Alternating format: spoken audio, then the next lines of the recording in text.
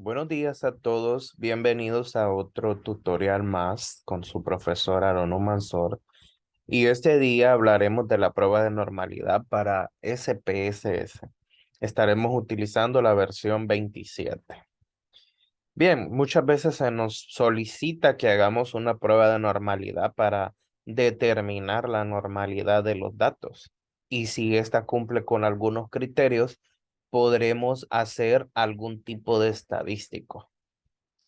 Para la prueba de normalidad, primero, pues tenemos que plantear una hipótesis de normalidad. La hipótesis nula, si los datos siguen una distribución normal. Y la hipótesis alternativa o de investigación, los datos no siguen una distribución normal. ¿Qué quiere decir esto? Que generalmente se tiene que cumplir la hipótesis. O aceptamos o rechazamos una hipótesis para determinar la normalidad de los datos. En ese sentido, necesitamos tener planteado también y determinar el porcentaje de confianza que vamos a utilizar. En este caso, utilizaremos un 95%. Ya lo veremos en SPSS. El tamaño de la muestra dependerá mucho del tamaño de nuestra muestra para determinar a través de qué estadístico vamos a realizar la prueba. Si nuestra muestra es mayor a 50 casos, utilizaremos el estadístico de Kolmogorov-Smirnov. Y si nuestra muestra es menor a 50 casos, utilizaremos el de Shapiro-Wilk. Estos dos estadísticos nos ayudan a determinar la normalidad de los datos.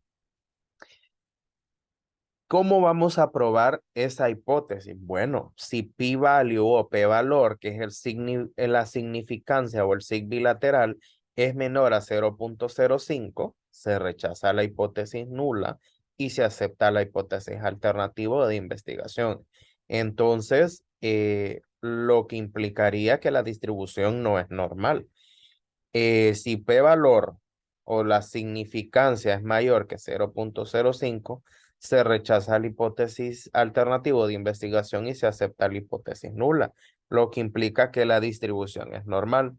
¿Qué quiere decir esto? Bueno, cuando nosotros hacemos una prueba de distribución, tenemos que tener una jerarquización de pruebas estadísticas, una jerarquía de pruebas estadísticas. Entonces, si una distribución es normal, si p-valor es mayor de 0.05,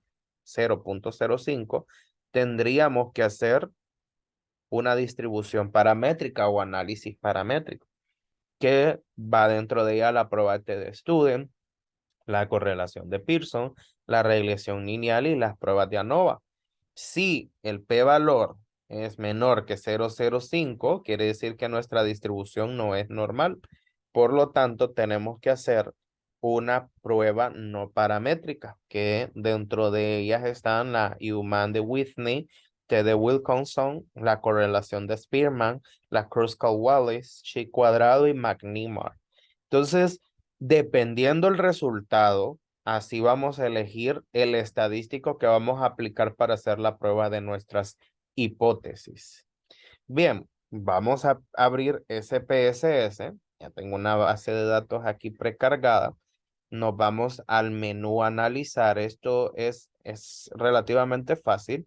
Menú analizar. Nos vamos a estadísticos descriptivos y luego a explorar. Yo voy a hacer la prueba de normalidad para una de las variables. Siempre se van a ingresar a la lista de dependientes. En la parte de estadísticos vamos a dejar estadísticos descriptivos con un intervalo de confianza del 95%.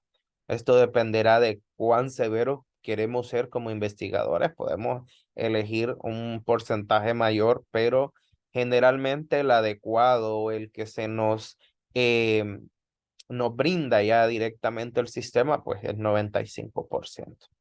En los gráficos, generalmente viene seleccionado los niveles de factores juntos y de tallo de hoja. Bueno, no haremos ese análisis, entonces seleccionamos ninguno, desmarcamos el de tallo de hoja histograma y seleccionamos que nos brinde los gráficos de normalidad con pruebas, porque necesitamos determinar la normalidad.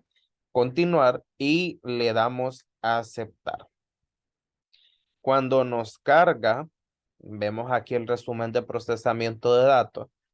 Esta parte es una de las más principales porque aquí sabemos y determinamos cuánto es nuestro n, que es uno de los valores principales para determinar si la haremos con Kolmogorov o Shapiro-Wilk. En este caso, como tenemos un n de 102, aplicaremos en la prueba de normalidad el análisis de Kolmogorov.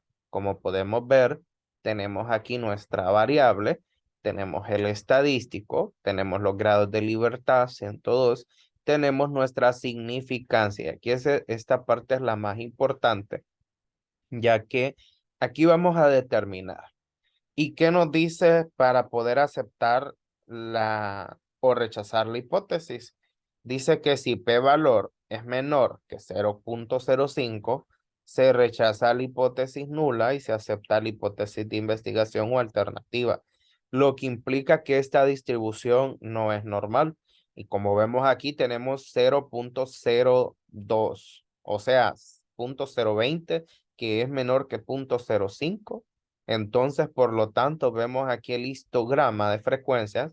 Para ver la curva de Gauss, hacemos doble clic, nos brinda este editor de gráficos y aquí vemos mostrar la curva de distribución. Le decimos que nos brinde la curva normal, cerramos y aquí vemos. Vemos que no es una distribución normal, entonces, por lo tanto, aplicaríamos los análisis que corresponden. Como no es normal, utilizaríamos una distribución no paramétrica, o sea que haríamos este tipo de análisis. Ahora bien, ¿qué pasa cuando tenemos una curva normal? Vamos a verificar otra base de datos descriptivos, explorar, y bueno, vamos a elegir una. Estadísticos, nuevamente los descriptivos, los gráficos siempre histograma ninguno y gráficos de normalidad con pruebas quitamos todo lo demás. Y bueno, cuando ya tenemos nuestro resultado, vemos que se aplicó a N61, quiere decir que es una muestra de 61, y vemos por aquí que tendríamos que aplicar a la prueba de normalidad el análisis de Kolmogorov-Smirnov y nos brinda un punto 2. Un punto 2 que quiere decir que es mayor a 0.05, por lo tanto, vemos la campana de Gauss, es una campana, una distribución normal. Entonces, por lo tanto, vemos la diferencia entre una distribución que no es normal y una distribución normal. Vemos que esa campana de Gauss es bien acentuada, por lo tanto, los datos están distribuidos normalmente y como el p-valor es mayor que 0.05, debemos hacer análisis paramétricos. ¿Qué quiere decir eso? Bueno, que aplicaremos cualquiera de estas pruebas para hacer nuestra prueba de hipótesis. Bien, espero que este tutorial les haya ayudado de mucho para poder comprender la prueba de normalidad en SPSS y poder determinar cuál es la mejor ruta para hacer los análisis estadísticos. No se olviden de compartir, darle me gusta y suscribirse al canal. Hasta luego.